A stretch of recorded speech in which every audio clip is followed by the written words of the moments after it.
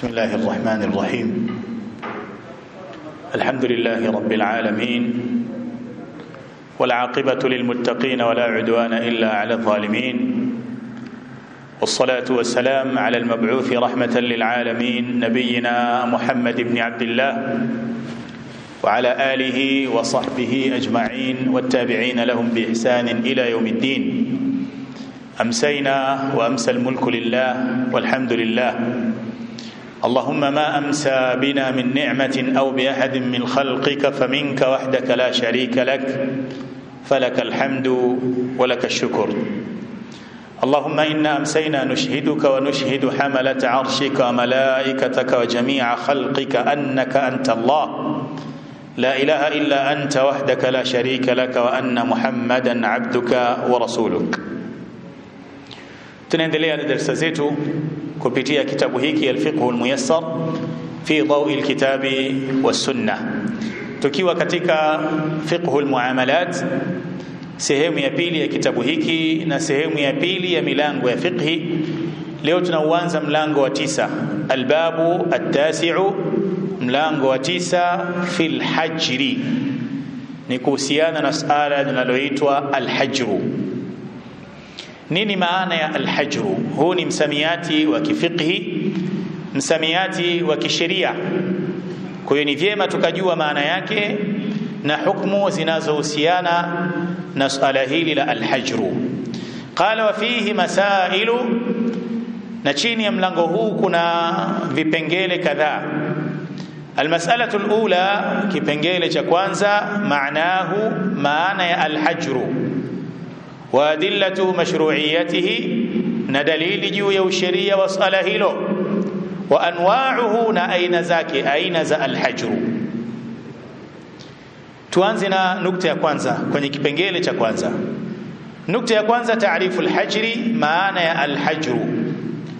Qala al-hajru lughatan, msamiati huu al-hajru kilugha al-man'u, maana yake ni kuzuia. Al-hajru maana yake kilugha ni al-man'u, na al-man'u ina maana ya kuzuia kitu au kuzuia jambo. Wa fi shar'i, na maana ya al-hajru kisheria, man'u insanin min tasarrufihi fi malihi, ni kumzuia mwanadamu kutasarrafu katika mali yake. Una mali, lakini kwa sababu moja au nyingine ukawa huna sifa ya kuiendesha hiyo mali yako na kutasarraf kwenye mali yako, kwa hiyo unafanyiwa kitu ambacho kinaitwa al-hajru. Maana yake ni kuzuiwa kutasarraf, kufanya matumizi kwenye mali ambayo ni milki yako. Hii katika lugha ya kisheria ya Kiislamu inaitwa al-hajru. Nafikiri hata katika lugha za kisasa itakuwa kuna msamiati una maana hii. Waswahili wanatumia msamiati gani kwenye neno hili al-hajru? Kwa maana hii tuliyoeleza, kuzuiwa mtu kutasarraf au kufanya matumizi kwenye mali yake ambayo ni milki yake. Haya, kama neno haliji tutatumia hilo neno al-hajru, tujue kuwa tunakusudia maana hii, kuzuiwa kutasarraf kwenye mali yako. Hili jambo linatokea kwa wakati gani na kwa namna gani na kivipi? Kama tumejua maana ya al-hajru, tuangalie dalili za kufaa kwake au kutokufaa kwake. Lakini tulichonacho hapa ni adillatu mashru'iyatihi, dalili juu ya usheria wa swala hili, ni jambo ambalo lipo linafaa.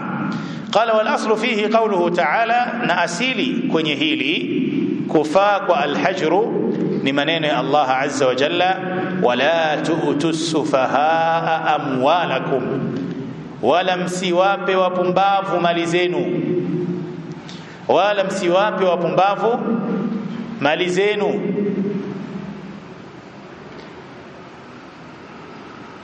Ai, maana yake amwalahum, mali zao wao, pamoja na kuwa lugha ya Qur'ani inasema mali zenu, lakini kusudio ni mali zao hao masafihi. Safihi ni mtu ambaye si mzuri kutasarraf kwenye mali yake na kila chake kwa upungufu fulani labda alionao kwenye akili yake au uwezo wa akili yake, huyu anaitwa safihi. ni mtu asiyejua mambo yanayomfaa kwa usahihi, ana upunguani kiasi fulani. Wala tutu sufahaa amwalakum, wala msiwape masafihi wajinga wapumbavu mali zenu, kwa maana mali zao. Qala lakin udhifa ila alawliya, lakini hizi mali zimeegemezwa kwa wale wasimamizi, liannahum qaimuna alaiha mudabbiruna laha, kwa sababu ndio wasimamizi wa mali hizo na ndio waendeshaji wa mali hizo. Mfano wa safihi ni mtoto mdogo. Mtoto mdogo ni safihi kwa sababu ni dhaifu at-tasarruf wa at-tadabbur, ni dhaifu kwenye kutasarraf na kupanga mipango. Inawezekana mzazi amefariki, katika warithi alioacha ni pamoja na watoto wake wadogo. Huyu mtoto mdogo anafanyiwa alhajru, anazuiwa kutasarraf kwenye mali yake. Mali yake itakuwa chini ya uangalizi wa mtu mwingine. Kwa nini anazuiwa? Kwa sababu bado hajawa na akili iliyokomaa ya kutumia mali matumizi mazuri. Huu ni mfano wa alhajru, japo zitakuja aina za alhajru. Wala tutu sufahaa, wala msiwape wapumbavu amwalakum, mali zenu. Hizi mali ni zao, lakini zimeegemezwa kwa wasimamizi kwa ile nafasi yao ya usimamizi kwenye hizo mali. Wa qawluhu ta'ala, lakini pia ushahidi mwingine juu ya kufaa kwa alhajru ni maneno ya Allah azza wa jalla aliposema wabtalul yatama, wajaribuni mayatima. Je, wanaweza kutumia mali zao wakiwachiwa wenyewe? Wewe ni msimamizi wa yatima, kweli yatima umemlea ukiwa unaitunza pia mali yake. Umefika wakati unataka kumkabidhi mali, kabla ya kumkabidhi mjaribu kwanza. Wabtalul yatama hatta idha balaghu nikah, wajaribuni mayatima mpaka wafikie baligh. Bimaana wakishafikia baligh wajaribuni kwamba je, wanaweza kutasarraf kwenye mali zao. Fa in anastum minhum rushda, ikiwa mtaona kwao mwelekeo na utambuzi, fadfa'u ilayhim amwalahum, hapo sasa wakabidhini mali zao. Umepewa jukumu la kusimamia mali ya yatima akiwa labda bado mdogo, miaka 2-3. Hii mali ukaisimamia kwa uadilifu, umefika wakati huyu yatima anebaligh, anekuwa mtu mzima. Ili uone sasa huyu naweza kumkabidhi mali yake, lazima umjaribu, umpe mitihani. Je, anaweza kweli akasimamia mali, akatunza mali? Na tulieleza hapa mfano wa mitihani ni kumpa kiasi kidogo, ukamwelekeza akafanye manunuzi fulani au matumizi fulani. Akiyafanya kwa namna sahihi, unajua kwamba huyu sasa ameshaanza kujitambua. Kwa hiyo pale utakapojiridhisha kwamba huyu anaweza kusimamia mali yake, kabidhi mali yake, aendelee na maisha yake. Kwa nini yote haya? Kwa sababu lengo ni hii mali itunzwe ili huyu yatima aje anufaike nayo akishabaligh. Kwa hiyo kama umeitunza akiwa ni mdogo, pia usimkabidhi hata kama ameshabaligh, kama bado hajajua namna gani ataitumia mali yake matumizi sahihi. Na hapa kuna majanga chungu zima. Ni wachache kati yetu ambao ni waadilifu kwenye hili. Wengi wakipewa usimamizi kwenye mali za mayatima wanabadilisha umiliki wao, wanakuwa ndio wamiliki wa mali hizo. Nasallallahu salama. Huu ni ulaji wa moto ulio wazi kabisa, na Allah azza wa jalla ameeleza hayo bayana ndani ya Qur'an katika suratul Nisa. Innal ladhina yaakuluna amwala al-yatama dhulma inma yaakuluna fi butunihim nara wa sayaslawna sa'ira, hakika wale wanaokula mali za mayatima kwa dhulma, kwa sababu upo ulaji wa halali. Ulaji wa halali mfano wake, wewe ndio msimamizi wa mali ya yatima, unaifanyia biashara katika kuikuza. Tabani hii biashara ina mahitaji na inawezekana wewe ndio msimamizi wa hiyo biashara, ina maana riziki yako pia itatoka kwenye hiyo biashara. Ulaji huu wala hauna ubaya, lakini Allah anatuambia yule ambaye ni tajiri anajiweza asiguse mali ya yatima. Waman kana ghaniyan falyastafif, lakini yule ambaye ni fakiri anahitaji, basi ale kwa wema, asile ili aimalize. Kwamba ngoja nijipige we kiasi ya kwamba huyu akikua hamna kitu, akiuliza namwambia nimeitumia kwenye malezi yako, hapana. Wala taakuluha israfan wa bidaran an yakbaru. Kwa mali za yatima zinaliwa na watu hawana uoga maskini, lakini ni miongoni mwa mali ambazo zimeharamishwa uharamu ulio wazi kwa makemeo makubwa na lugha nzito. Wa qawluhu ta'ala, lakini pia ushahidi mwingine unaoonyesha kufaa kwa al-hajru, fa in kana alladhi alayhi al-haqqu safihan au dha'ifan au la yastati'u an yumilla huwa falyumlil waliyuhu bil 'adl wastashhidu shahidayn min rijalikum. Al-aya. Aya hii ipo katika suratul Baqara kwenye aya ndefu ambayo inaitwa ayatud dain, maarufu kwa jina hilo. Ndio aya ndefu zaidi ndani ya Qur'an. Aya ya deni, ya ayyuhalladhina amanu idha tadayantum bidaynin ila ajalin musamma faktubuhu. Kwa hiyo katika maelekezo yaliyokuja ndani ya aya hiyo, fa in kana alladhi alayhi alhaq, ikiwa huyo mdaiwa ambaye haki iko juu yake, yeye ndiye anayedaiwa, akiwa mdaiwa safihan, ni safihi, au dhaifan, au dhaifu, mtoto mdogo mwenda wazimu au mfano wake, au la yastati'u an yumilla huwa falyumlil waliyuhu bil 'adl, labda ana matatizo, hawezi kusema maneno yake yakasikika vizuri, basi msimamizi wake alisimamie hilo, lakini kwa uadilifu.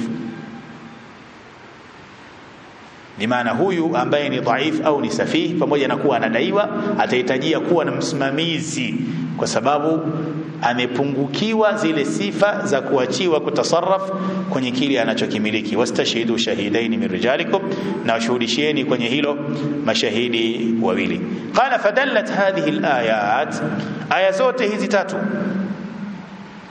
ya kwanza aya 5 suratul Nisa, ya pili ya 6 suratul Nisa, ya tatu ya 282 suratul Baqara. Fadallat hadhihi alayat, zikaonyesha aya hizi ala jawazi alhajri ala safihi, juu ya kufaa kuzuiwa kutasarraf kwenye mali kwa yule ambaye ni safihi, mpumbavu, waliyatimi, na yatima. Tabani yatima tunamjua ni mtu aliyefiwa na babie akiwa chini ya umri wa kubaligha, huyo ndiye yatima. Kwa hiyo aya zinaonyesha kwamba inafaa kuzuiliwa kutasarraf kwenye mali yake yule ambaye ni safihi, ana upungufu katika kusimamia mali, waliyatimi, na yatima, wa man fi ma'nahuma, na wote wanaoingia kwenye maana iliyopo kwa hawa wawili. Qala kalmajnuni, kama vile mwenda wazimu, hata kama ni tajiri anazuiwa kutasarraf kwenye mali yake. Waswaghiri, na mtoto mdogo ambaye bado hajawa na akili ya matumizi ya pesa. Fi amwalihim, inafaa kuwazuia hawa kutasarraf kwenye mali zao, lialla tata'arrada lidhaya'i walfasad. Kwa nini wanazuiwa? Ili mali zao zisipotee, zisiharibike. Maana safihi ukimpa mali yake atasarraf khalas.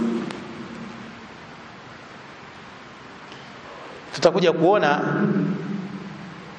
anwa'ul hajri, lakini inawezekana katika wale ambao wanatakiwa wazuiwe kufanya alhajru au kufanyiwa, katika wale ambao wanatakiwa wafanyiwe alhajru ni mtu aliyepata pesa nyingi kwa ghafla na hajajipanga kwenye matumizi. Huyo hata kama ana akili timamu anaweza akawa kama vile mwenda wazimu, mkashangaa anafanya vitu ambavyo sivyo kabisa. Na nyinyi inawezekana mnawajua baadhi ya watu waliokuwa na maisha ya kawaida, ghafla Allah kawafungulia wakawa siwo kabisa, yale mambo wanayoyafanya yanashangaza kwenye jamii. Kwa inawezekana mtu kama huyu azuiwe hata kwa muda, ikiwezekana hebu lete hiyo pesa tukuwekee, endelea kujipanga na kufikiria.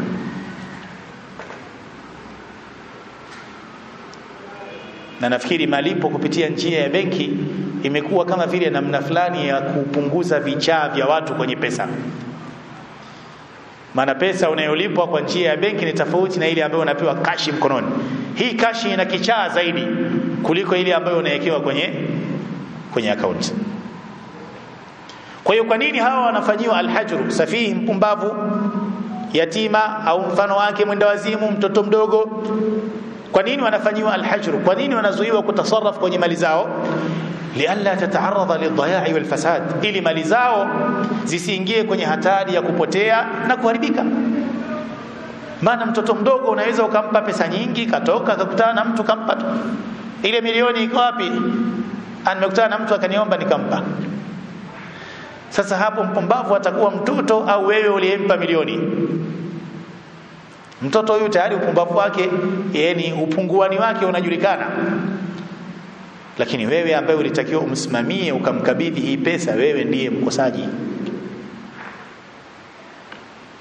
Qala wala tudfa'u ilayhim, na wala hawatarudishiwa mali zao hawa watu wanaofanyiwa alhajru illa idha tahaqqaqa rushduhum.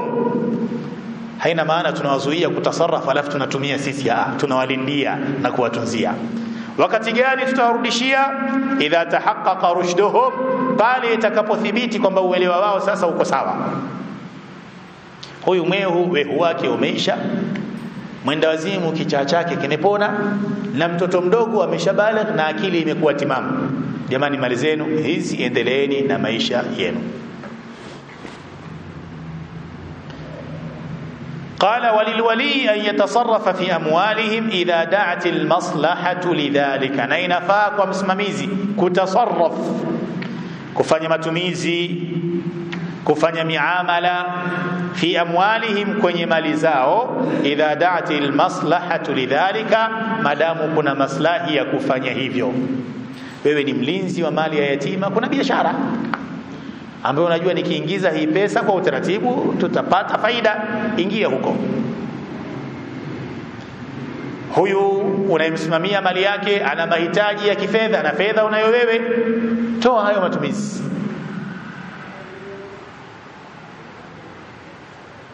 Lakini usianzishe matumizi ambayo hayana maslahi, hayana faida, hayana tija, ili mradi tu pesa ipo. Hapana, huu si usimamizi wa sawa. Hii ndiyo alhajru maana yake na ushahidi wake ndani ya Qur'an. Anwa'uhu, nukta ya pili au nukta ya tatu kwenye kipengele cha kwanza. Anwa'uhu, sampuli zake, aina zake. Alhajru iko aina ngapi? Qala alhajru ala naw'aini, hajru ina sampuli mbili. Mtu kuzuiwa kutasarraf kwenye mali yake kuna aina mbili. النوع الأول أين يكوانزا الحجر لمصلحة المحجور عليه, ni mtu kuzuiwa kufanya matumizi kwenye mali yake kwa maslahi yake yeye mwenyewe. Huyu mwenye mali anazuiwa kufanya matumizi na kutasarraf kwenye mali yake kwa maslahi ya nani? Yake yeye mwenyewe. Hii mfano wake ni upi? Kalhajri ala as-sabi was-safihi wal-majnun, ni mfano wa kumzuia matumizi kwenye mali yake mtoto mdogo, mpumbavu na mwenda wazimu. Hawa tunapoondoa mikono yao kwenye mali zao, hatuwapi uhuru wa kutumia moja kwa moja. Ni kwa maslahi ya nani? Ya wewe ambaye unaisimamia mali yake, au huyu ambaye anasimamiwa mali yake? Ni kwa maslahi ya huyu anayesimamiwa, kwamba huyu bado mdogo, si sahihi kumkabidhi hii pesa, hii ni zaidi ya umri wake, huyu bado akili yake haijakaa sawa, amefiatuka kidogo mpaka akae sawa, huyu mwenda wazimu kabisa mpaka apone. Kwa hiyo mfano wa hawa wanapozuiwa kutasarraf kwenye mali zao ni kwa maslahi yanayorudi kwao. Hii ni aina ya kwanza ya alhajru, ya kumzuia mtu kufanya matumizi kwenye kile anachokimiliki. Qala ta'ala, Allah anasema wala tu'tu sufahaa amwalakum, wal ma'na amwalahum, wala msiwape wapumbavu mali zenu. Na tumeeleza maana ya mpumbavu hapa, ni mtu ambaye si mzuri katika kutasarraf, katika kufanya matumizi. Huyu anaitwa safihi, yani mtu asiyejua yale yafaayo kwa nafsi yake na maisha yake. النوع الثاني aina ya pili alhajru ala al-insani limaslahati ghairihi, ni kumzuia mtu kufanya matumizi kwenye mali yake kwa maslahi ya mwingine. Kwa maslahi ya mwingine, mali yako wewe, lakini unazuiwa kufanya matumizi na mkono wako unaondolewa kwenye hiyo mali kwa maslahi ya nani? Ya mtu mwingine kabisa. Mfano wake ukoje ili tuelewe? Qala kalhajri ala almuflisi, kama vile kumzuia kufanya matumizi kwenye mali yake mtu aliyefilisika. Sisi tukieleza kufilisika maana yake huna kitu, si ndio? Sasa huyu anazuiwa kufanya matumizi kwenye mali gani wakati yashafilisika? Huyu ni muflis kwa ile maana tunayojua sisi kwamba man la dirham lahu wala mataa, hana chochote anachomiliki. Sasa kama hana anachomiliki, anazuiwa nini huyu? Hapa muflis anayekusudiwa ni yule mtu ambaye madeni alionayo anayodaiwa yamezidi kiasi cha pesa anayomiliki. Kwa hiyo kama tutamwacha aendelee kutumia ile pesa yake, inazidi kupungua na madeni yako pale pale, na hii hailipi kwa wale wanaomdai. Kwa hiyo bora tumzuie, anadaiwa milioni 10 sasa hivi ana 5. Huyu tukimpa mwezi atabaki na hii, tunamzuia kutumia ile 5, angalau tupunguze makali kwa hawa wanaomdai. Sababu kama ingekuwa uchumi wake unakuwa, tungesema sawa, lakini kila tukimtathmini anaporomoka huyu, itafika wakati hana chochote, atakuwa ni yule muflis tunayemjua sisi kwamba hamiliki upeni wa shilingi. Kwa hiyo hapa anakusudiwa almuflis kwa namna hiyo, fayumna'u min at-tasarruf fi malihi, huyu atazuiwa kutasarraf kwenye mali yake, kufanya matumizi kwenye mali yake, li alla yadhurra bi ashabi duyuni, ili asiwadhuru wale wanaomdai. Ni mfano wa kwanza wa mtu ambaye anazuiwa kufanya matumizi kwa maslahi ya mwingine.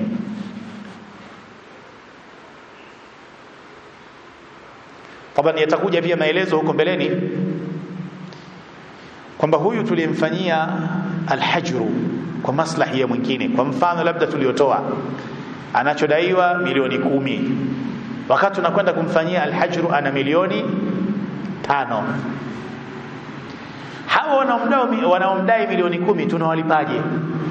Inawezekana kuna watu 10, kila mmoja anamdai milioni 1 na hela iliyopo ni milioni 5. Tunaigawaje kwa hawa wanaomdai? Kitakuja hicho kipengele. Qala wal hajru ala al maridhi, na mfano wa mtu anayezuiwa kutasarraf kwenye mali yake kwa maslahi ya mwingine. Al hajru ala al maridhi ni kuzuiwa kutasarraf kwenye mali yake mgonjwa, maradha al mauti, maradhi ambayo tunahisi huyu anaenda ile kibinadamu tu, kwa maradhi haya uhai wetu uko mikononi mwa Allah, lakini hata madaktari leo inafika wakati kwamba jamani, huyu sisi kibinadamu tumefika mwisho. Kwa hiyo mtu akiwa na maradhi ya namna hiyo ambayo tunahofia atafariki kwenye hayo maradhi, anazuiwa kutasarraf kwenye mali yake fima zada ala thuluthi min malihi lihaqqi alwaratha, lakini anazuiwa kutasarraf kwenye kile kinachozidi theluthi ya mali yake. Yani yeye ana haki ya kutasarraf kwenye theluthi ya mali yake, kinachokuwa zaidi ya hapo tunamzuia kufanya matumizi. Kwa nini? Kwa sababu hiyo inakuwa ni haki ya warithi. Labda mtu ana milioni 9 akiwa katika hali hiyo, kwa mfano inawezekana ili awakomoe warithi zote akatoa sadaka, tunaambia hapana mzee, huruhusiwi kutoa sadaka zote, unaruhusiwa theluthi tu, ambayo ni milioni ngapi hapo? Milioni 3 kwenye 9 alizonazo. Kwa hiyo zitabaki 6, na hii theluthi ndiyo anayomiliki yule aliyekufa kwenye wasia wake. Wanasema wenye marehemu alihusia tufanye 1, 2, 3 katika mambo ya kheri, kutumia mali yake. Sawa, tutafanya hivyo, lakini isizidi theluthi ya mali aliyoacha. Ikizidi hiyo inakuwa ni milki ya warithi, wana khiari, wakitaka watamuongezea mzee wao, au wakitaka khalas kwamba hapana, theluthi hapa ilikuwa ni milioni 200 na tulishafanya kile ambacho mzee amehusia, imeisha khalas. Tunaelewana vizuri? Kwa hiyo mgonjwa aliye kwenye maradhi ambayo yanaitwa maradhi ya kifo anazuiwa kutasarraf kwenye mali yake zaidi ya theluthi. Qala wa kadhalika al-abdu, lakini vile vile mtumwa yuhjaru alayhi lihaqqi sayyidihi,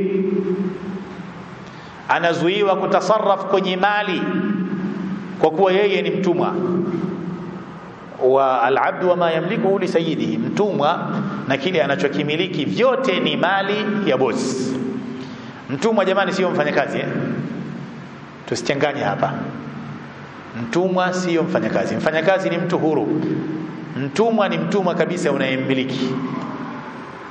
Kwa hiyo mtumwa naye anafanywa hajru kwenye mali yake kwa ile haki ya bwana wake iliyopo juu yake. Fala yasihu tasarrufuhu bighairi idhni sayyidi, haifai yeye kutasarraf kwenye mali isipokuwa kwa idhni ya yule anayemiliki. Hapa tumeona aina mbili za al-hajr. Mtu anazuiwa kutasarraf kwa maslahi yake yeye mwenyewe, na hapa wanaingia watoto wadogo, punguani, wenda wazimu na mfano wake. Aina ya pili ni wale ambao wanafanyiwa hajru kwa maslahi ya wengine.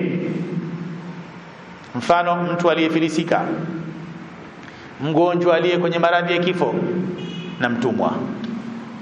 Almasala thania, kipengele cha pili. Kipengele cha kwanza ilikuwa ni maana ya alhajru, dalili ya kufaa kwake na aina zake. Zilikuwa nukta tatu hizi chini ya kipengele cha kwanza. Tunakwenda kwenye kipengele cha pili tuone kuna nukta ngapi. Almasala thania, kipengele cha pili.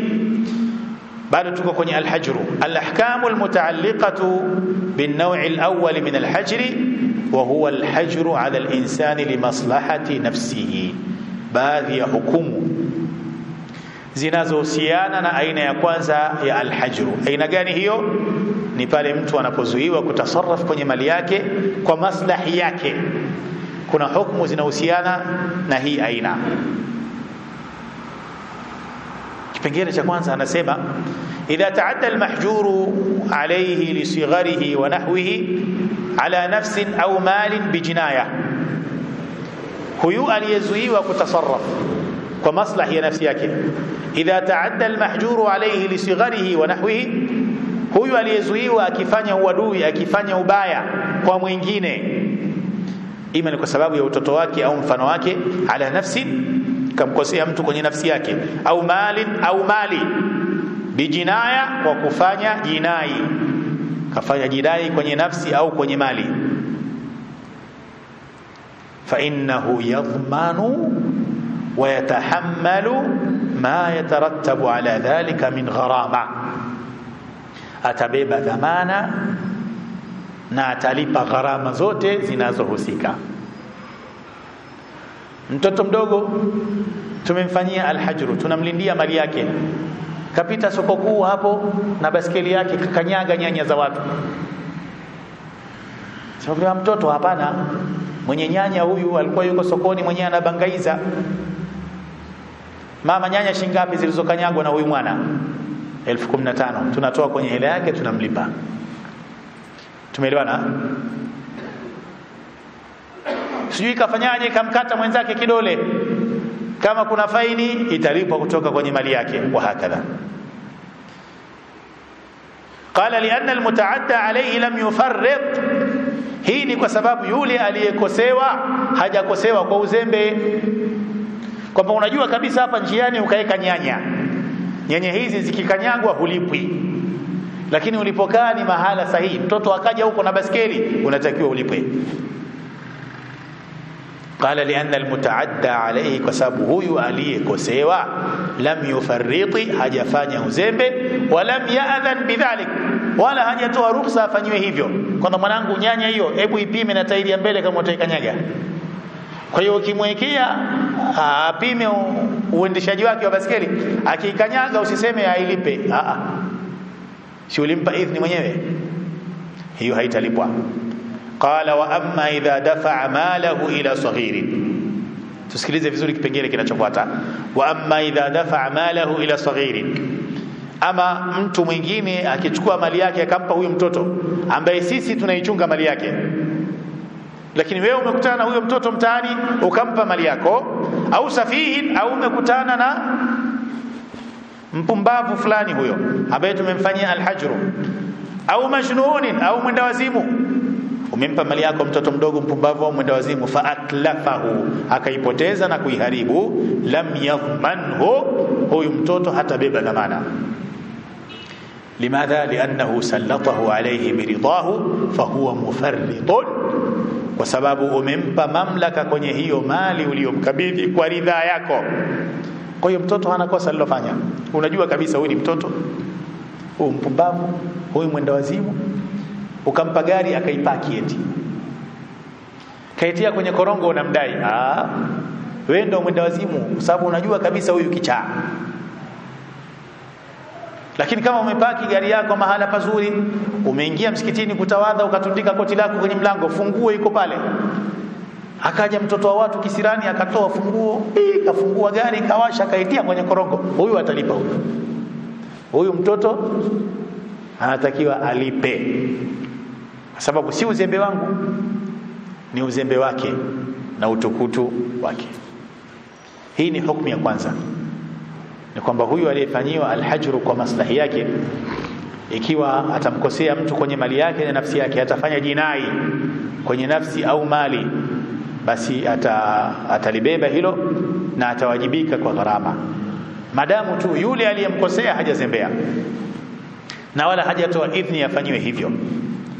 Na ikitokea wewe sasa mtu mwingine ukampa huyu mtoto mdogo mali au huyu mwendawazimu mali akaiharibu, usidai, kwa sababu uliyempa hicho kitu hakuwa na sifa ya kupewa hicho kitu. Hizi ni ajali za kujitakia, usitutie kwenye gharama. Nukta ya pili katika hukumu zinazohusiana na aina ya kwanza ya alhajru, qala yazulu alhajru ala as-saghir bi amrayni. Mtoto mdogo anapofanyiwa alhajru, kuzuiwa, hili zuio litaondoka panapopatikana mambo mawili kwa huyu mtoto. Tumemzuia mtoto mdogo kutasarraf kwenye mali yake tunayo sisi. Muda gani atastahili kupewa chake huyu mtoto? Pale atakapopatikana mambo mawili. Al-amru al-awwal, jambo la kwanza, al-bulughu, ni huyu mtoto kubaligh. Sifa ya kwanza hiyo muhimu sana. Na kisha baligh anapoteza lile jina la kuwa yatima. Hata ukubwani akiitwa yatima ni yatima historia tu, lakini kwa kubaligh kwake inakuwa tayari ameshapoteza sifa ya yatima. Na wakati huo wa nyuma hili lilikuwa ni jepesi kueleweka kuliko hivi sasa. Wakati ule mtu akishabaligh anaanza kujitegemea kwenye maisha, lakini sasa hivi wanamaliza mpaka vyuo vikuu bado tunao nyumbani. Yaani wamebaligh mpaka wamepitiliza, bado unaye, asubuhi anakula kwako mpaka apate kazi ndio anaondoka nyumbani. Lakini wakati huo mtoto alikuwa akishabaligh kweli ni mtoto anajitambua na anaweza kufanya kazi yoyote na yuko makini. Kuna mmoja anasema, ingekuwa masala ya kubaligh yako mikononi mwangu ningeongeza umri wa kubaligh.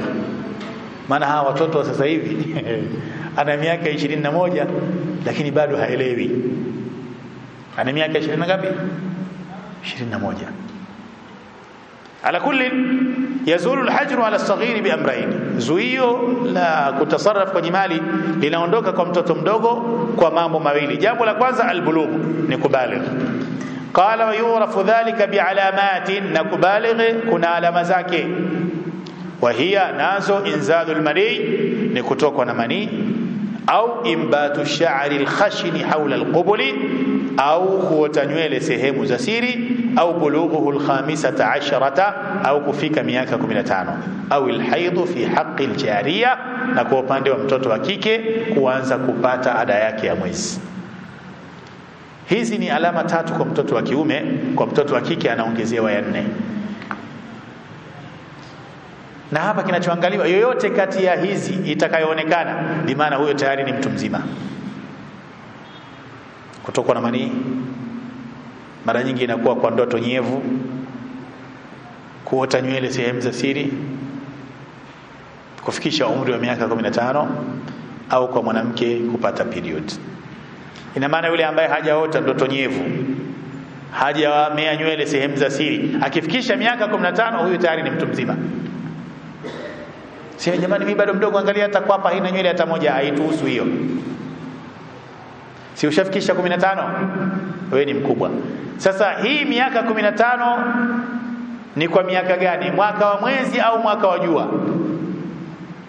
Asili ni mwaka wa mwezi, sio mwaka wa jua.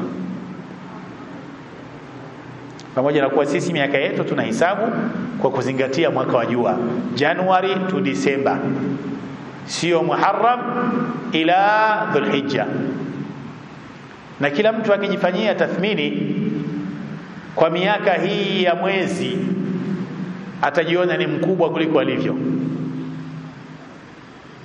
Sababu mwaka wa jua mrefu una siku za ziada, sijajua ni 6 au ni 9, sikumbuki vizuri. Kwa hiyo ukifanya mara miaka yako, inawezekana kama una miaka 50 usikute wewe asili ni miaka yako 55. Unajua mbona miaka 30 mimi tayari nina mvi. Wewe inawezekana sio 30, 33. Umehesabu kimakosa tu. Kwa hizi ni alama 4, 3 kwa watoto wa kiume, kwenye hizi 3 kwa watoto wa kike inaongezeka 1 zinakuwa 4. Jambo la kwanza hili, wakati gani mtoto mdogo tunamrudishia mali yake na tunaondoa kile kizuizi? Jambo la kwanza atakapobaligh. Al-amru thani, jambo la pili, ar-rushdu, ni pale atakapokuwa rashid. Ma maana ar-rushdu? Qala wa huwa as-salahu fil mali. Ar-rushdu maana yake ni kule kumudu kutasarraf kwenye mali, kuitumia mali matumizi sahihi. Tunaweza tukasema kujitambua.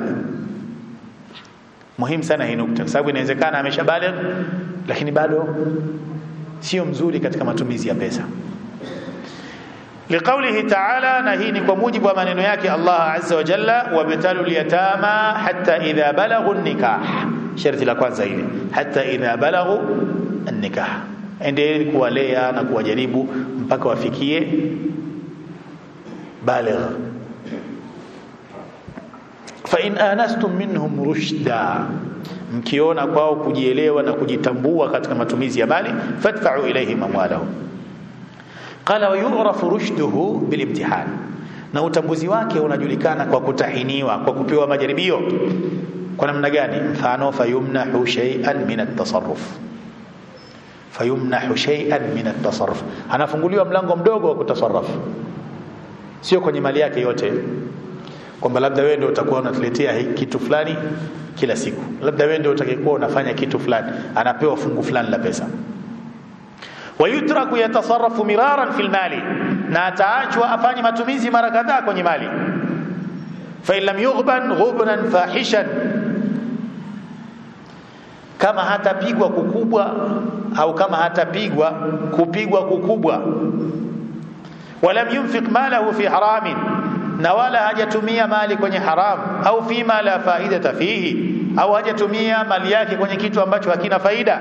Kana dhalika dalilu rushdihi, hiyo itakuwa au huo utakuwa ni ushahidi kwamba huyu tayari ameshafikia ukomavu. Umempa pesa kidogo afanye matumizi fulani, au kampa uhuru kwamba kijana wangu chukua hii 500 utafanya matumizi yako ya mwezi, yani maisha yako yasimamiwe kwenye hii pesa. Ghafla kesho anakufuata, niongezee hela. Ile iko wapi? Nimenunua smartphone. Hii akili imeshaka sawa? Ndio hela ya kwanza kaipata, amekwenda kununua smartphone. Wewe mtoto mdogo atakaompigie nani? Maki huyu bado hajakaa vizuri. Unaweza ukampa nyingine akaenda kanunua pikipiki, wala hakuna sehemu ambayo ataitumia kwenda kazini. Kwa hiyo anasema hapa, umempa hiyo pesa ukamfungulia milango ya matumizi. Fa illam yughban ghubnan fahishan, kama hatapigwa kupigwa kukubwa. Kwa maana gani? Amekwenda dukani ananunua kitu, yule anayemuuzia akaona huyu bwana mdogo haelewi, kitu cha shilingi 1000 akamuuzia 20,000. Au unajua bado kijana huyu hajajitambua, sababu kuna vitu akili ya kawaida tu inakataa. Umekwenda sokoni unanunua binzari, mfano kipakiti kidogo binzari. Shingapi binzari? 1200. Ah jamani, Tanzania hii tuna binzari kiasi hicho 1200? Mtoto mwenyewe anatakiwa ashtuke. Umemtuma sokoni akanunue sukari kilo moja, shingapi? Sasa hivi labda sukari ikiwa ghali nafikiri 3000. Yeye kauziwa 1013 na akatoa hela. Maki huyu kapigwa kupigwa kukubwa sana. Huyu bado hajaiva, huyu bado hajalijua soko na maisha ya kutumia pesa. Sababu al-ghabnu, kuna al-ghabnu ya kupunjwa, kuna al-ghabnu ya kuongezewa. Mfano kwenye biashara, umekuja na uza hiki kitabu, al-ghabn inawezekana ikawa kwangu muuzaji au ikawa kwako mnunuzi.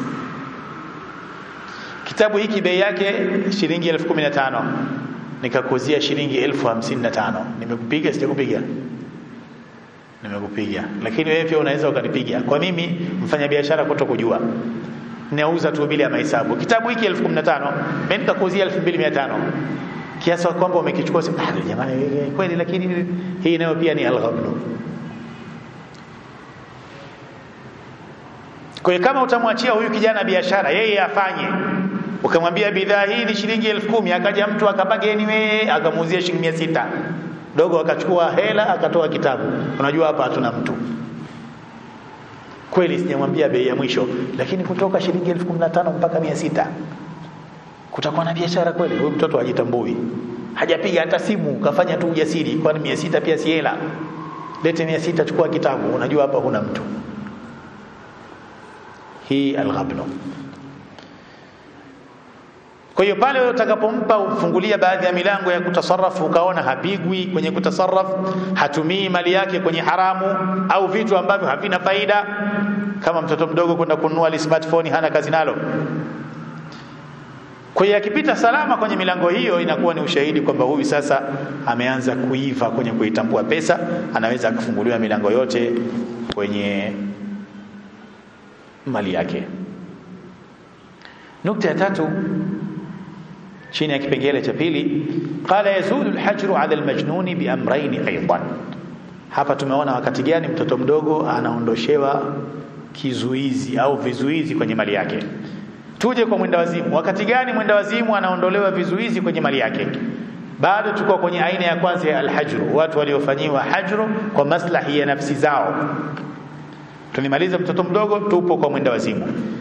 Qala yazulu al-hajru 'ala al-majnun bi amrayn aidan, hata mwendawazimu ataondoshewa vizuizi kwenye mali yake kwa mambo mawili pia. Jambo la kwanza, qala al-awwalu zawalu al-jununi wa rujuu aqlihi ilayhi. Jambo la kwanza ni kuondoka kile kichaa, kupona kichaa, na akawa amerudi sasa ana akili yake timamu. Tukishathibitisha hilo, tutamkabidhi mali yake kwa sharti hili la kwanza. Tutaangalia la pili, maana ikipatikana haya mawili خلاص. Na wenyewe wataalamu wana namna za kupima akili ipo au haipo, sababu wenda wazimu wanapenda kujiaminisha kwamba wana akili, lakini madaktari wao wanajua namna gani watawapima ili waone zipo au hazipo. Kuna kisa kimoja niliwahi kusimuliwa, lakini inaonekana kimekaa kiuongo hiki, labda na mimi niwahadithie, mtaniambia nyinyi wenyewe, japo kwenye dunia ya wenda wazimu inawezekana. Kwenye hospitali ya vichaa, madaktari walitenga kundi la vichaa ambao wanaonekana wana nafuu, wanaweza kuruhusiwa na kurudi mtaani, lakini ukaandaliwa mtihani wa mwisho kuthibitisha kwamba je, akili zao ziko sawa angalau kwa 99%. Hii iliyobaki watamalizia mtaani huko.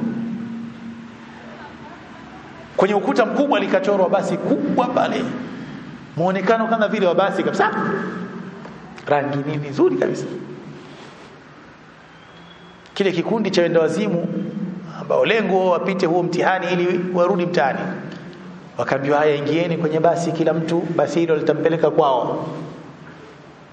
Imechorwa tu watu wote, akabaki huyu mmoja hajaenda. Wakaona huyu mmoja ndio mwenye akili, amebaini kuwa ile ni basi la kuchora, sio lenyewe. Na hawa waliokimbia wote wamekimbia kwenye mlango, kwenye hilo basi la kuchora kwenye mlango. Wakona tulikuwa tunataka tuache watu wengi namna hii, kwa nini mwenye akili mmoja tu? Wakamuuliza, kwa nini wewe hujaenda na wenzako pale ili uende kwenu? Akasema, mimi nashangaa bana, wale wanakimbilia kwenye mlango wa basi wakati funguo ya mlango na mimi. Wakaona huyu ndio kichaa zaidi msikini, tangu lini gari ya kuchora ikawa na funguo? Kwa hiyo wakabaini kwamba hawa wote bado akili zao hazijarudi, warudi tena kambini waendelee kutibiwa. Kwa jambo la kwanza, mwenda wazimu ili tumuondoshee vizuizi kwenye mali yake, zawalul jununi ni kuondoka kile kichaa, wa rujuu aqlihi ilayhi, na akili yake kurudi. Wathani, na jambo la pili, ar-rushdu.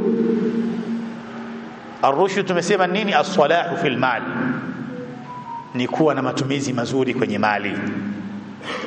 Kwa ni zawadul junun wa rushd kwa mwenda wazimu. Qala amma safihu, ama mpumbavu, fayazulu anhu bizawali safahi wat-taishi wattisafihi bisalahi fi at-tasarrufat al-maliyya. Ama mpumbavu ataondolewa vizuizi kwa kuondoka ule upumbavu wake. Wat-taish, at-taish ni ile sur'atu at-tasarruf bighairi tawani, ile haraka ya kutasarruf na kufanya matumizi bila ya busara ya mahesabu. Yaani umepata umetumia hivi na vile, mwisho wa siku hela imeisha, yale matumizi yako ya msingi pia bado. Kwa hiyo upumbavu ukiisha na ile at-taish, papara ile ikiisha, wattisafihi bisalahi fi tasarrufat almaliya, na akawa naye anaonekana sasa ni mzuri katika matumizi ya kifedha, tutampa pesa yake. Kwa hiyo as-safih sio kama al-majnun. Majnun huyu ni mwenda wazimu kabisa, sala aqluhu, akili yake imeruka. As-safihi anayo akili lakini mpumbavu. Mpumbavu maana hajui matumizi sahihi ya pesa alionayo. Huyu naye anazuiwa mpaka pale ambapo upumbavu wake utaisha.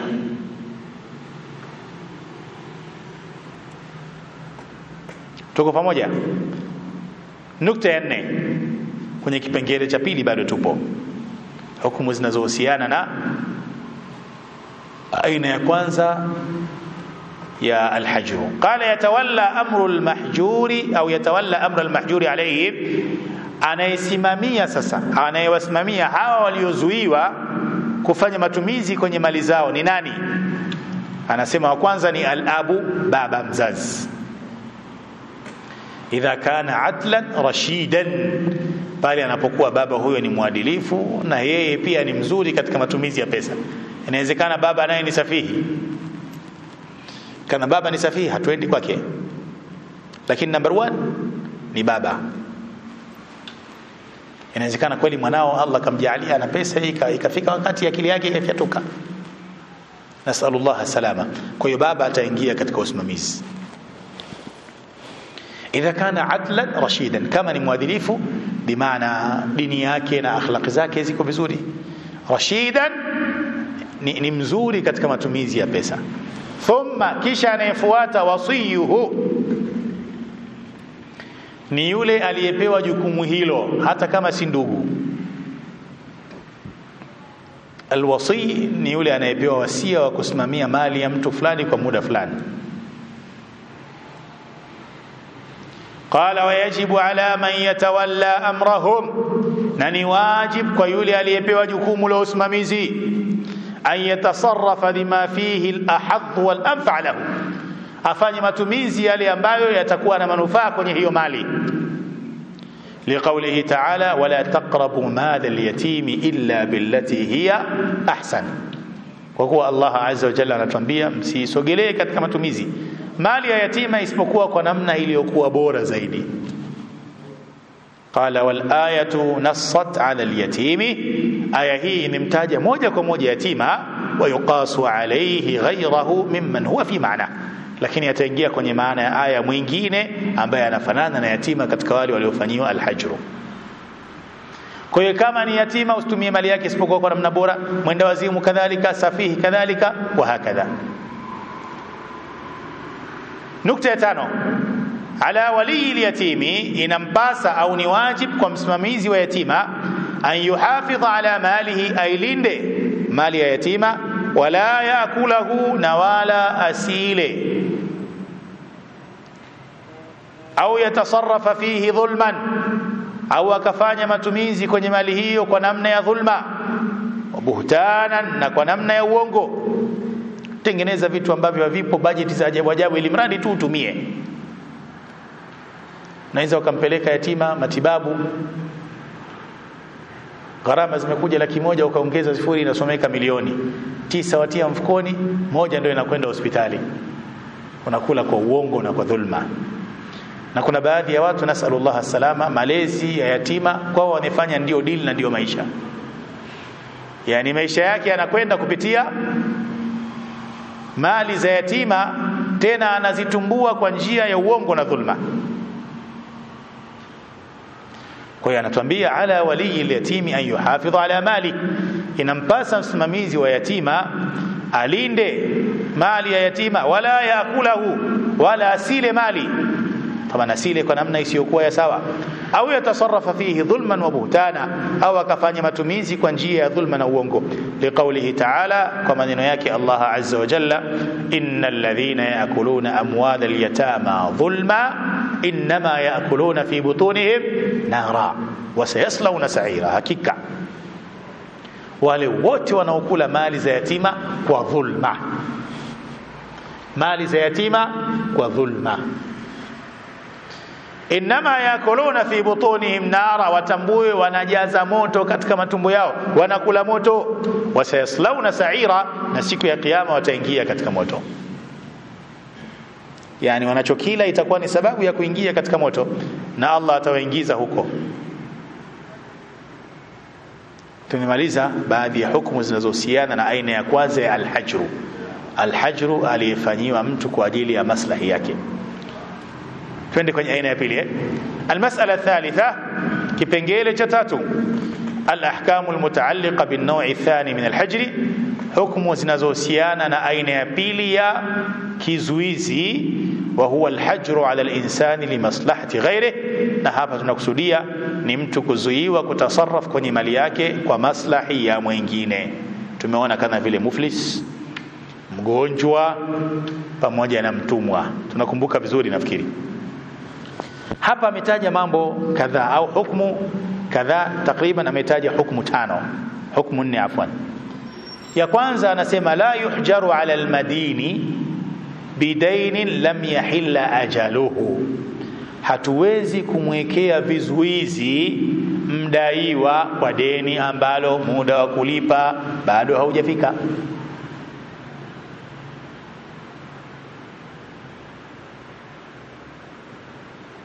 Huyu almuflisi huyu kana muda wa kulipa haujafika, hatumwekei alhajr, hatumwekei vizuizi, lianna la yalzamuhu aladau qabla hululi, kwa sababu haimlazimu yeye, haimwajibiki yeye kulipa deni kabla ya muda wa kulipa kufika. Kwa hiyo kama haimlazimu kulipa deni kabla ya alwaqt, kadhalika sisi hatutakiwi kumfanyia alhajr, hatutakiwi kumwekea vizuizi. Lakini lau arada safaran tawilan, lau atataka kusafiri safari ndefu, yahillu dainu qabla qudumihi minhu, kiasi ya kwamba muda wa kulipa deni utafika kabla yeye kurudi kutoka kwenye hiyo safari, falilgharini man'uhu min as-safar, inafaa kwa mdai kumzuia kusafiri, kwamba huyu bana anasafiri na hii safari yake ndefu, muda wa kulipa utafika, huyu hayupo. Kwa hiyo inafaa kumzuia hata yuthiqahu birahnin au kafilin mali, mpaka pale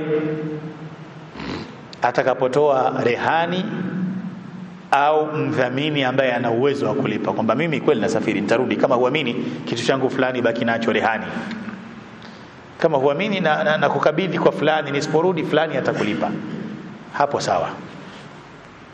Namba 2, idha kana malu almahjuri alayhi akthara min ad-dayn alladhi alayhi, inapotokea ule mfano niliotaja hapa unakuja kwa maelezo mengine, inapotokea mali ya yule anayekewa vizuizi akthar min ad-dayn alladhi alayhi, mali yake ni nyingi kuliko deni analodaiwa, huyu ambaye tunamfanyia alhajru kwa maslahi ya wengine, mfano mtu aliyefilisika, inapotokea mali alionayo ni nyingi kuliko deni analodaiwa, sababu kila mtu kwa stage yake ya maisha ana namna yake ya kufilisika. Tajiri wa mabasi akifilisika, inawezekana gari zake tutakuwa tuzioni barabarani, lakini haina maana maisha yake ya kawaida hayaendi. Inawezekana katoka kwenye gari anauza spare, tutasema tu tajiri fulani kafilisika, lakini filisika ya huyo sio kama filisika ya muuza nyanya. Muuza nyanya akifilisika anafilisika kweli, anakosa chochote. Kwa hiyo idha kana malu al-mahjuri alayhi akthar min ad-dayn alladhi alayhi, inapotokea kwamba mali ya yule aliyewekewa vizuizi ni nyingi kuliko deni analodaiwa, fahadha la yuhjaru alayhi fi malihi, huyu hata ikiwa vizuizi kwenye mali yake. Lakini yu'maru bilwafa'i 'inda almutalabah, ataagizwa alipe madeni pale wadai wake watakapodai madeni yao. Kweli biashara yako ilikuwa fulani, ukafilisika huko, umetoka tena kwenye hiyo renki, umekuja kwenye renki ya chini, lakini bado ulichonacho ni kingi kuliko unachodaiwa. Kweli wewe umefilisika, hatutakufanyia alhajru sisi kana mamlaka kama dola. Tutakachofanya ni kukuamrisha pale wanapokudai, wale wanaokudai wanapokuja na madai yao uwalipe. Faini mtana, kama mtu atagoma kulipa, hubisa, atawekwa ndani, atawekwa mahabusu wa uzira, na ataumbuliwa, atafanyiwa vitu vya fedheha, labda kutangazwa au mfano wake, hata yuwafi ad-dain, mpaka alipe deni. Inawezekana hata akaletwa msikitini akatangazwa, jamani fulani huyu kumbe adaiwa na fulani amegoma kulipa, na kwake hiyo inakuwa ni aibu kubwa sana. Kwa hiyo akishaambiwa leo tunakwenda kukufanyia ta'zir, sema jamani wacheni mimi nalipa. Kwa hiyo ta'zir, kuumbuliwa vile ambavyo imamu ataona inafaa ndivyo atakavyofanyiwa. Mara nyingine inakuwa hata kupigwa viboko mbele ya watu. Yule kwa nini kachapwa? Yule amegoma kulipa madeni. Ala, heshima yake inakuwa imeshashuka kwa sababu ya madeni. Qala fa in imtana, kama atagoma pamoja na yote hayo, kagoma kulipa, tudukhila fi malihi biwafa'i duyunihi, sasa mamlaka zitaingilia kwenye mali yake kuchukua na kuwalipa wale wanaomdai. Kwa hatua ya kwanza ataamrishwa yeye mwenyewe, wewe unajua mali zako zilipo, hao wanakudai na muda wa kulipa umefika na maisha yako yashaanza kuyumba, kwenda kufilisika, wewe walipe. Kagoma, mahabusu, fanyiwa ta'zir. Pamoja na yote kagoma, serikali itaingilia kati, sinajua akaunti zake, tunafinya akaunti hii au tunatoa pesa tunawalipa wale ambao wanamdai. Ama idha kana maluhu aqalla mimma alayhi ad-dayn al-hal, ama inapotokea huyu aliyefilisika mali yake ni kidogo kuliko deni ambalo tayari muda wa kulipwa umeshafika, fahadha yuhjaru alayhi at-tasarruf fi malihi 'inda al-mutalaba, huyu sasa atazuiwa kutasarraf kwenye mali yake madamu pana madai ya wale wanaomdai kulipwa. Aliyefilisika lakini mali aliyonayo ni nyingi kuliko deni analodaiwa, huyu afanyiwe alhajru. Aliyefilisika na mali aliyonayo ni chache kuliko deni, huyu anafanyiwa alhajru. Kwa nini? Lialla yadhurra bilghurama, ili asiwaingize kwenye madhara wale wadai wake. Wala yumakkanu almadinu min at-tasarruf fi malihi bitabarru'in au ghairi, na wala huyu mdaiwa hatafunguliwa mlango wa kutasarraf kwenye mali yake hata kwa kutoa sadaka au jambo jingine lolote, idha kana hadha al-amru yadhurru bi ashabi ad-duyuni, madamu tu hilo jambo analotaka kufanya kwenye mali yake litawadhuru wale wanaomdai. Unachodaiwa ni kingi, ulichonacho ni kidogo, alafu unajifanya unatoa sadaka, unatakiwa uzuiwe mpaka kutoa sadaka. Samari yako wewe haikui, inazidi kupungua. Unatoa sadaka na ni kitu mustahab, wakati una deni na ni wajibu kulipa. Wacha kutoa sadaka, lipa.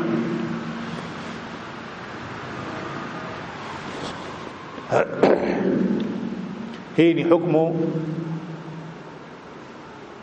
ya pili, kuangalia hali za wale ambao wanafanyiwa alhajru kulinganisha na kile wanachodaiwa, kiwe kingi au kiwe kidogo. Nukta ya tatu, man ba'a almahjura alayhi au aqradahu shay'an ba'da alhajri, fala yahiqu lahu almutalaba illa ba'da fakki alhajri anhu. Man ba'a almahjura alayhi, atakayemuuza yule aliyekewa vizuizi, au aqradahu shay'an ba'da alhajri, sio atakayemuuza, atakayemuuzia, afwan. Man ba'a almahjura alayhi, atakayemuuzia yule aliyekewa vizuizi. Unajua fulani huyu kafanyiwa hajru kwa sababu kafilisika, na unapomuuzia bimaana hata kuwa na hela ya kukulipa. Au aqradahu shay'an ba'da alhajr, au akamkopesha kitu baada ya kuwa ameshafanyiwa alhajru, fala yahiqu lahu almutalaba, si haki kwake kudai illa ba'da fakki alhajri anhu, isipokuwa baada ya kuondolewa vizuizi. Fulani tumemfanyia alhajru, tumemzuia kutasarraf, wewe ukamuuzia kitu akakwambia hela yangu ipo kwa fulani, na unajua akafanyiwa alhajru. Unapokuja kudai tunakwambia hapana, huyu tayari ameshazuiwa kutasarraf. Kama ana kile kitu mwambie akupe, kama hana subiri tukishamuondolea vizuizi umdai. Kwa hiyo ukimuuzia aliyefanyiwa alhajru au kamkopesha kitu baada alhajri, fala yahiqu lahu almutalaba, si haki kwako kumdai illa ba'da fakki alhajri anhu, isipokuwa baada ya kumuondoshea hivyo vizuizi vya kutasarraf kwenye mali yake. Namba 4 na mwisho, lilhakimi an yabi'a malahu. Tuzingatie vizuri kipengele hiki. Lilhakimi, inafaa kwa kiongozi na mtawala, an yabi'a malahu, kuuza mali ya huyu aliyewekewa vizuizi, wa yuqassima thamanahu, na kugawa thamani iliyopatikana kwenye ile mali, biqadri duyuni ghuramaihi alhala, kwa kadri ya deni la wale wanaomdai ambalo muda wake wa kulipa umefika. لأن هذا هو المقصود من الحجر عليه, kwa sababu hili ndio lengo la huyu bwana kuwekewa vizuizi. Vile alivyonavyo tunavikusanya, tunaviuza, tunagawa hizo hela kwa wale ambao walikuwa wanamdai, kwa sababu hili ndio lengo la yeye kufanyiwa alhajru.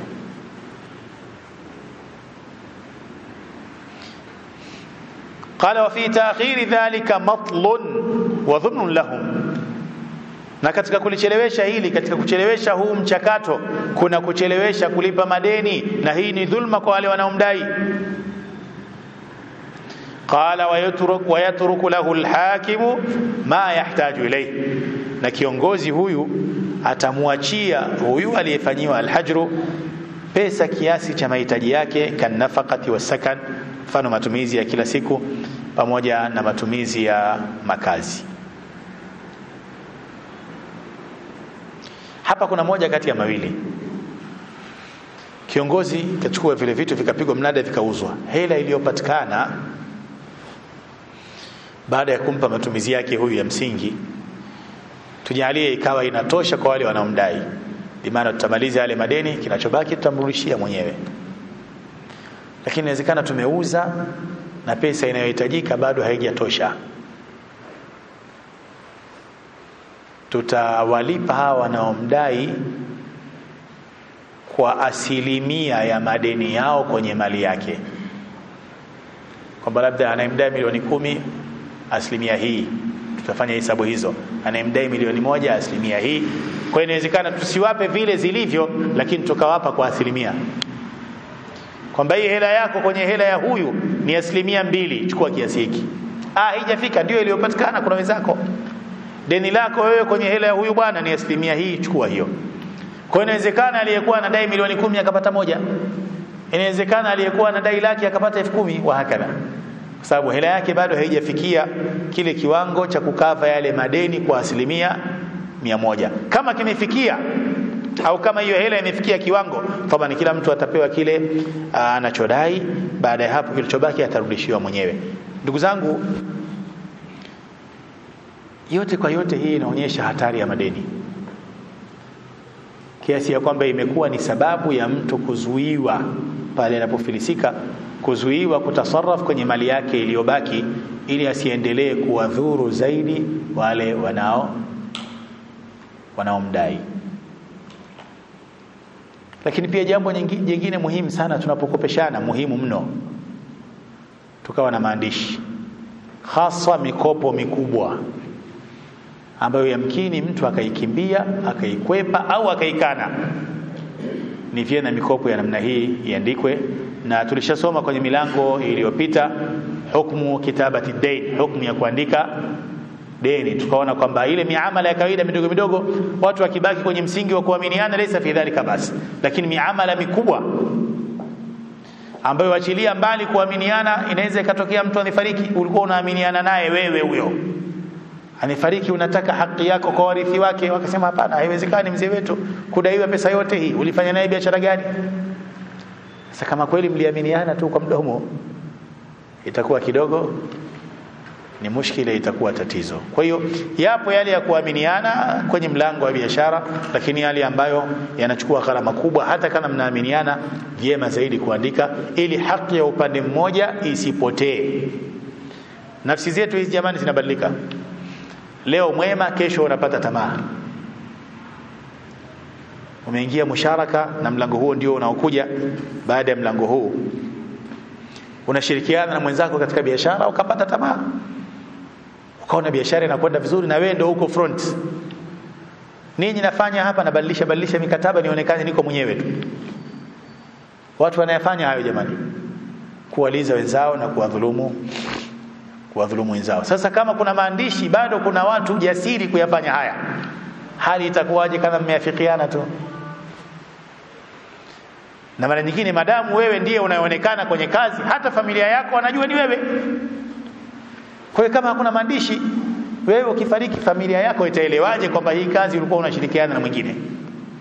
Sasa mara nyingi unakuta kwenye kushirikiana watu hawa wawili wanagawana majukumu tofauti. Yamkini mimi nimetoa mtaji, wewe utakuwepo kwenye biashara. Sasa anayeonekana kwenye biashara anajitengenezea mazingira kwamba biashara ni yake, lakini angalau kama mmeandikishiana, itafika wakati kwa lolote litakalotokea, jamani, mkataba ni huu hapa, kazi yetu ilikuwa inakwenda 1 2 3, na watu wakiangalia document nyingine zinasoma katika utaratibu huo. Haya ndio ambayo tumekusanyiwa kwenye kitabu hiki katika yale yanayohusiana na alhajru, kwa maana mtu kuzuiwa kutasarraf, kufanya matumizi kwenye mali yake. Kwa umuhimu wa mlango huu, napenda nirudie picha hii kwa ujumla kwa mukhtasar. Tumezungumzia maana ya alhajru, tukasema ni mtu kuzuiwa kutasarraf kwenye mali yake, na ni jambo ambalo linafaa kisheria. Tukaona hajru iko aina mbili. Kuzuiwa mtu kutasarraf kwenye mali yake kuna aina mbili. Yuko anayezuiwa kwa maslahi ya nafsi yake kama vile mtoto mdogo, mpumbavu na mwendawazimu, na yuko ambaye anazuiwa kwa maslahi ya mwingine kama vile mtu aliyefilisika, mgonjwa aliye kwenye maradhi ya mauti, anazuiwa kutasarraf kwenye mali yake zaidi ya theluthi. Kadhalika mtumwa anazuiwa kutasarraf isipokuwa kwa idhni ya bwana wake. Tukaona baadhi ya hukumu zinazohusiana na aina ya kwanza, yani wale waliozuiwa kutasarraf kwa maslahi ya nafsi zao. Tukaona ikitokea mfano mtoto mdogo anefanya jinai katika nafsi au mali, huyu atabeba hiyo dhamana na atalipa hiyo gharama, maadamu tu yule aliyekosewa hajafanya uzembe wala hajatoa idhni.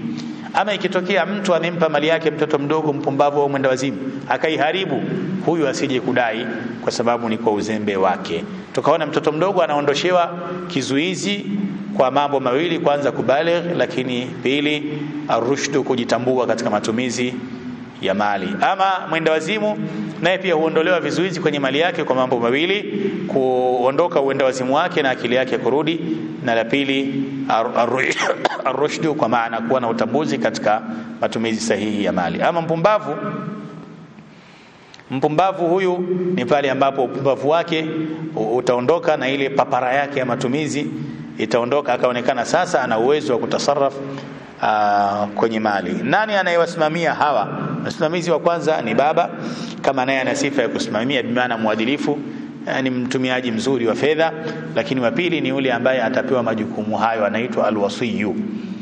na hawa wasimamizi kikubwa kwao wazisimamie hizi mali kwa namna ambayo ina manufaa zaidi kwenye mali. Lakini pia tukaona kwa umuhimu wanaosimamia mali za yatima, muhimu sana wachunge mali hizo na wala wasizile kwa namna yoyote ya dhulma au uongo, kwa sababu onyo ni kali ndani ya Qur'an. Tukazungumzia aina ya pili, alhajru.